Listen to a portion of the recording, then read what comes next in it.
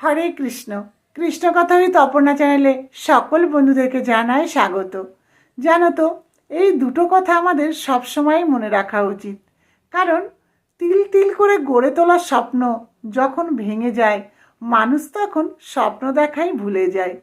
কারণ আমরা তো স্বপ্ন দেখতে সকলেই ভালোবাসি, কিন্তু যখন স্বপ্ন ভেঙে যায়, মন দুর্বল হয়ে যায়, কষ্ট পায়, তখন আমরা কি করি? ভেঙে পড়ি।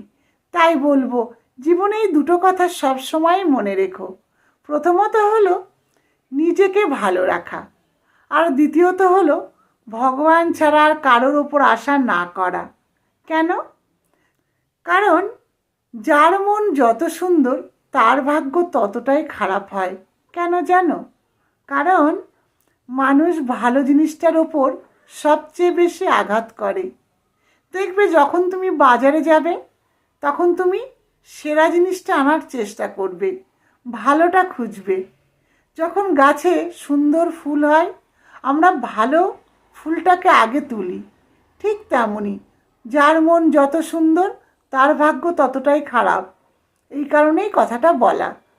কিন্তু নিজেকে ভালো রাখার দায়িত্ব নিজেকেই নিতে হবে। কারণ এই স্বার্থময় দুনিয়ায় সকলেই নিজের স্বার্থের কথা ভাবে, কখনো অন্যের কথা কেউ ভাবছে না। তাই বলবো, নিজেকে ভালো রাখো, নিজের মনকে সুন্দরভাবে সাজিয়ে তোলো, তবেই কিন্তু তুমি ভালো থাকতে পারবে। আর আশা, যেটা আমরা সব সময় করে থাকি, আমরা কি ভাবি যে না, আমরা এই আশাটা সে আমার পূরণ করবে, ওই আশাটা সে আমার পূরণ করবে। কিন্তু না, যদি কোনো কিছু আশা করতে হয়, তাহলে ভগবানের ওপর আশা করো, কর্ম সঠিক করো, সৎ পথে থাকো।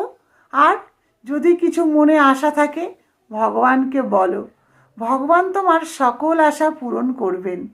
জানো তো, একটু সময় লাগবে, একটু ধৈর্য ধরতে হবে, অপেক্ষা করতে হবে। কারণ মানুষ হলো স্বার্থপর, মানুষের কাছে কোনো কিছু চেয়ে তুমি পাবে না। তাই বলবো, জীবনে এই দুটো কথা তুমি সব সময় মনে রাখবে। কখনো দুঃখ পাবে না, কষ্ট পাবে না। আমাদের এই যে জীবনটা, সেটা আমরা অনবরত কি হয়, দুঃখ পাই, কষ্ট পাই। এর ফলে আমাদের মন ভেঙে যায়, সমস্ত আশা চূর্ণ হয়ে যায়। কিন্তু তা নয়, তুমি যদি সঠিক থাকো, সৎ পথে চলো, তুমি কখনোই দুর্বল হয়ে পড়বে না।